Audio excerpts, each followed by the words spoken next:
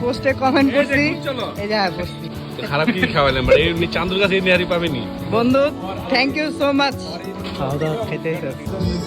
hello guys আসসালামু আলাইকুম welcome to my Facebook page and YouTube channel রুল 0.2 আশা করি সবাই ভালো আছেন আমিও ভালো আছি তো বর্তমানে আমি আছি টিসিতে আর এখানে আসার উদ্দেশ্য হচ্ছে আমার বন্ধু মেহেদিকে আমি নিতে আসছি অফিস হচ্ছে বংশালে আর বংশাল থেকে ও টিসিতে আসবে দেন আমরা দুজন একসাথে মিরপুর কালচিতে যাব কালচিতে আমাদের কলেজ ফ্রেন্ড বাদলের বাসায় যাব আর ওইখানে যাওয়ার উদ্দেশ্য হচ্ছে ও বলছে আমাদেরকে আজকে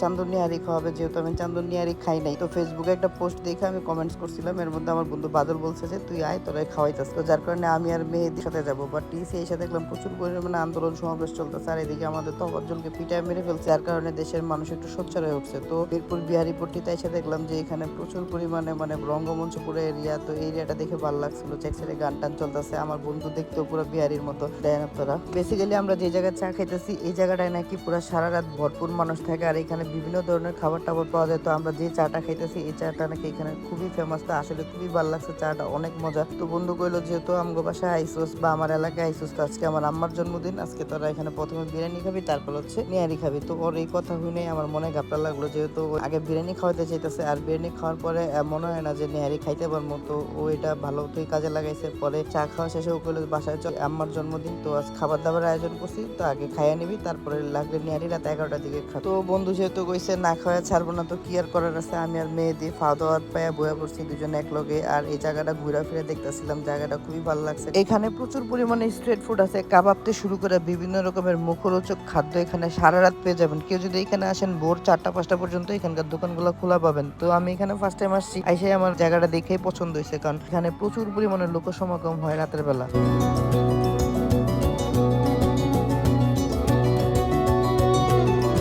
এর মধ্যে আমরা বাদলের বাসায় চলে আসছি আর অনেক আত্মীয় স্বজন এখানে আসছে কেক কাটার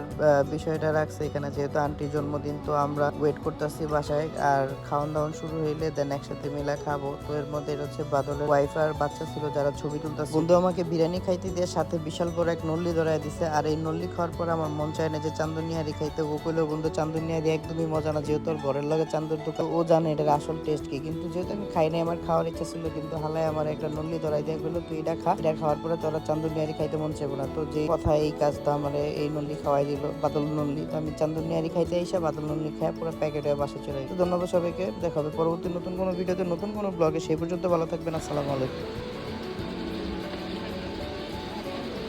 আমাদের রুল এমনি বাইরে বলো তো অন্য বাইরে এই রে বাইরে ভাই দোস্ত প্লিজ ভিডিওটা এই করে কর খানা করে কর চান্দুর নিহারি খাইতে এসেছিলাম বাদল নিহারি খাওয়াই দিতে কি খারাপ কি খাওয়ালেন মানে এমনি চান্দুর কাছে এই নিহারি পাবেনি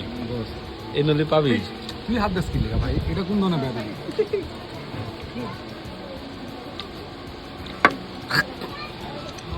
রোহিত টু এই যে টু এই একটু এই যে এটা হ্যাঁ চান্দুর কাছে মাল পাবি না কই পাম এই মাল বাদলের কাছে আরেকটা আছে